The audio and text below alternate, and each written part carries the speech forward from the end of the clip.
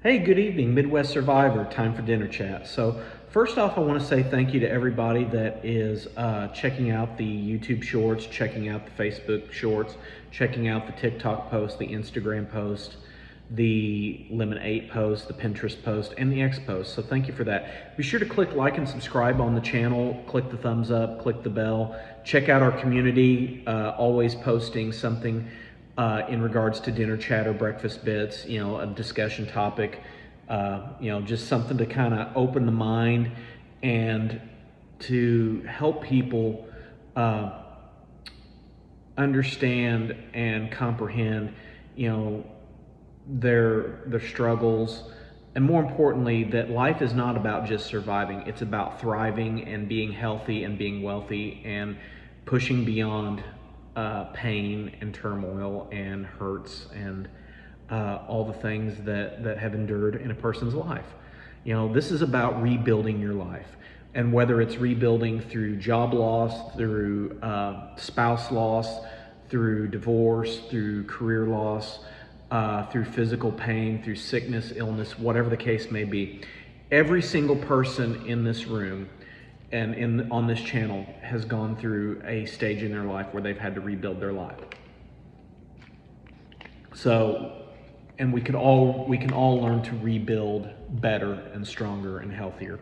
And that's what this is about. It's about helping people. I want to help people give voice to pain so that other people that may not have the voice to speak out, give them the courage to speak out and express the pain and find healing and find resolution. And not only that, but learn to thrive and learn to become healthy and learn to become wealthy. Because wealth is not just a bank account number. It's a state of mind. It's a state of life. Wealth is your health. You're wealthy in your health. You're wealthy in your mindset. You're wealthy in your lifestyle. Wealth is not just a bank account. It's also peace and stability and no chaos and no drama, but it's peace and stability and quiet and a place of healing. So tonight's dinner chat is the hidden cost of people pleasing. So, we talk about a lot of different subjects on this channel, and people pleasing, I think, is probably one thing that everybody at either one point or another or throughout their lives struggles with without even realizing it. Whether it's pleasing a boss, pleasing a teacher, trying to build and influence people, trying to please church leaders, political leaders, whatever the case may be, and there's a cost. People pleasing comes at a cost. At first glance, being a people pleaser sounds like a positive trait. It's good to be kind, it's good to be generous, it's good to be helpful. But there is a big difference between being kind and losing who you are and losing your character, your values, your ethics, and all the things that make you who you are just to make everybody happy. Some people please people just because of how they grew up, because of dysfunctional families, emotionally abusive relationships. Children that grew up in verbally or emotionally abusive relationships will try to please people. Or controlling environments where people pleasing wasn't a personality trait, it was just how you survived. So let's explore as to why we do it, what it costs us, and how we can begin living with healthy boundaries instead of becoming a people pleaser. So first off, what is people pleasing? People pleasing is when your self-worth, the things that you value, the things that are important to you, becomes tied to keeping other people happy. And when you say yes, when you say no, that is people pleasing. When you apologize for things that are not your fault, that is people pleasing. When you avoid conflict at almost any cost, regardless of the cost to your self-respect, whether it embarrasses you, whether you have to endure verbal abuse or emotional abuse, That is people pleasing. You worry constantly about disappointing people. That is people pleasing. And eventually you stop asking yourself the most important question you can ask yourself. What do I need? Instead, every important decision that you make becomes, what will make everyone happy? Will this make everybody happy? Will this make everybody like me? Will this make people love me? And it sounds noble, and it sounds giving and self-sacrificing, but over time it becomes exhausting. It will eat you alive. It will just completely emotionally and mentally drain you, and then eventually it drains you physically. So where does it all begin at? So, some people just aren't born as people pleasers. It's an acquired trait. They learn it. They grew up with it. They grew up in homes where love was a transactional interaction, where it depended on how well you performed. Some were praised only when they stayed quiet, whenever they should have been speaking out and speaking up and being honest about what was going on.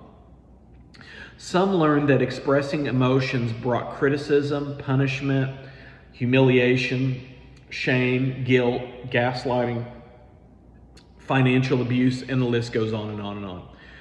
Others have spent years in emotionally abusive relationships, verbally abusive relationships, physically abusive relationships, and even financially abusive relationships, where disagreements led to guilt, manipulation, gaslighting, and eventually rejection, shame, everything.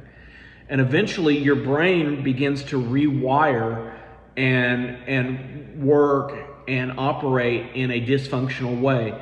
If I keep everybody happy, maybe I won't get yelled at. If I keep everybody happy, maybe people will like me. If I keep everybody happy, I won't be the focus of anger or rage or manipulation or shame or whatever dysfunctional behavior may be. That strategy may have helped you survive, but survival isn't the same thing as thriving and living healthy and wealthy.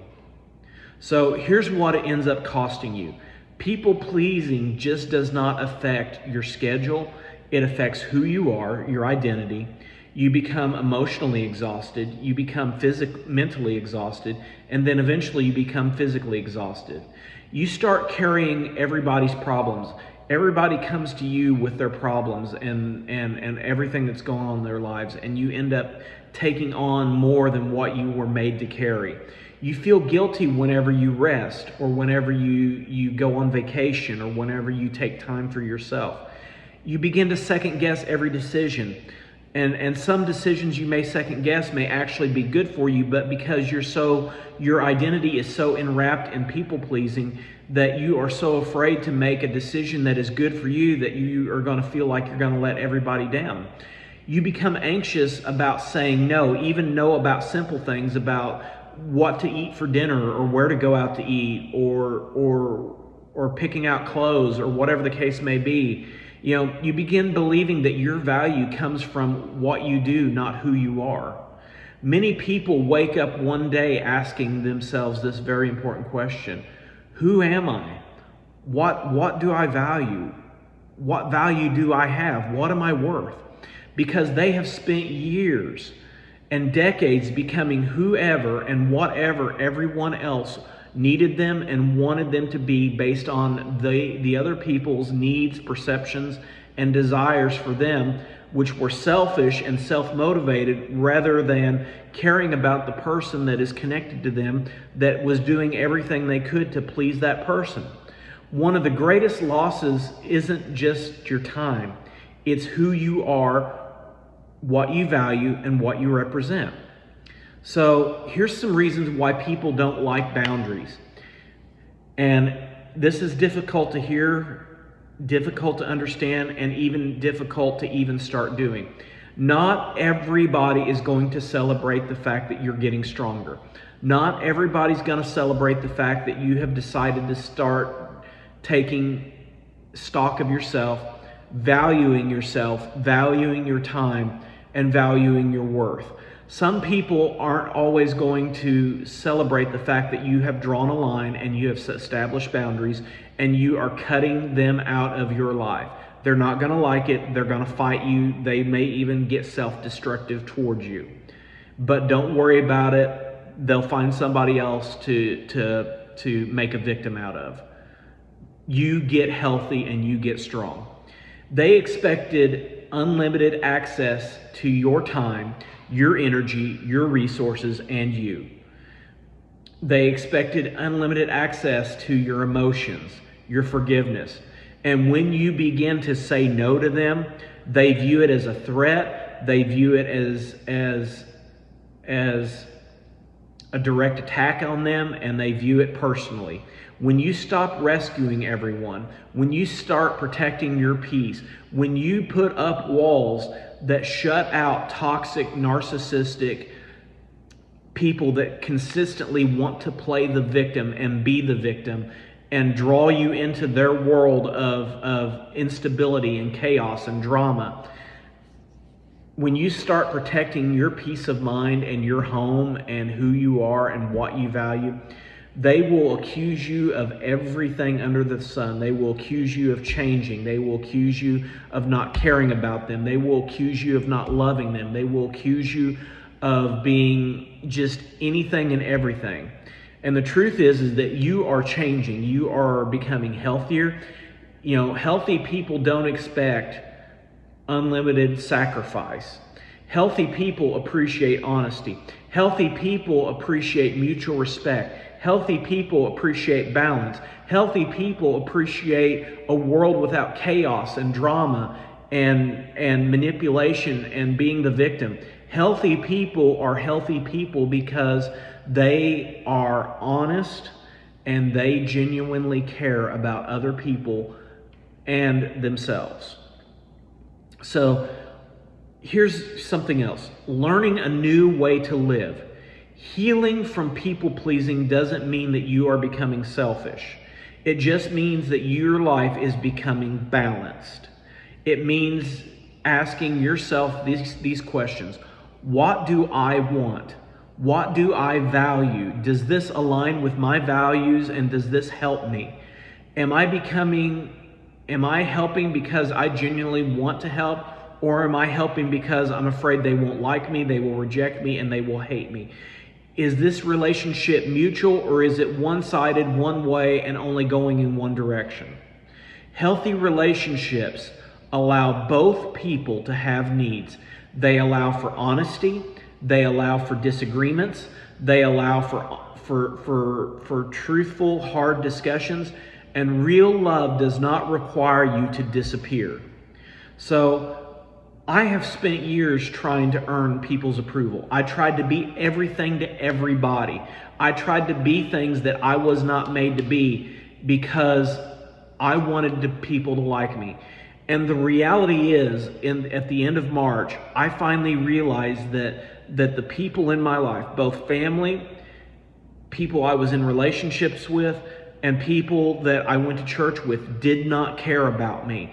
They cared about the access to me. They cared about controlling me. They cared about me living up to their perceptions of me. And the reality is that I had to get to a place where I did not care, and I did not want their approval. I do not want their approval. I don't care what they think of me. I don't care about their opinions of me, and I don't care what they feel or think anymore. What I care about is having peace and stability and no chaos and no drama. And I actually have somebody in my life that loves me for who I am, not what I can be or not what I have to offer, but who I am. Who Midwest Survivor is who this person loves. And this person loves me unconditionally with all my flaws, with all the mistakes I've made. This person loves me and is not trying to change me, but cares about me unconditionally. And you don't have to earn love by exhausting yourself, by not being what everybody expects or what everybody wants you to be. You don't have to sacrifice your peace to prove that you're a good person. You don't have to compromise your desires or your dreams to be with somebody. You don't have to apologize for protecting your mental and emotional and physical health. Being kind is a beautiful and amazing quality, but kindness should never require you to abandon who you are, what you believe, and what you value. The healthiest person, the healthiest version of you is someone who can love people without losing themselves. And that is a life worth building. And more importantly, if saying no costs you family, friends, and connections with people, then they weren't worth having to begin with. So, have you ever realized that you were people pleasing? And what was the first boundary that you set to help begin taking your life back? Share your experience on the community and in the comments. You know, your story could encourage someone who is just beginning their own healing journey. You can be compassionate without being controlled. You can be genuine without feeling guilty. And you can love others without losing yourself. So Midwest Survivor, as always, I want you to get healthy. I want you to be healthy and stay healthy. I want you to get strong, stay strong, and be strong. And remember, you can begin rebuilding your life. It's not about surviving. It's about thriving, being healthy, being wealthy, and being strong. And more importantly, helping someone else rebuild their life. So Midwest Survivor for dinner chat. I'll see you tomorrow morning for breakfast bits. Have a good evening.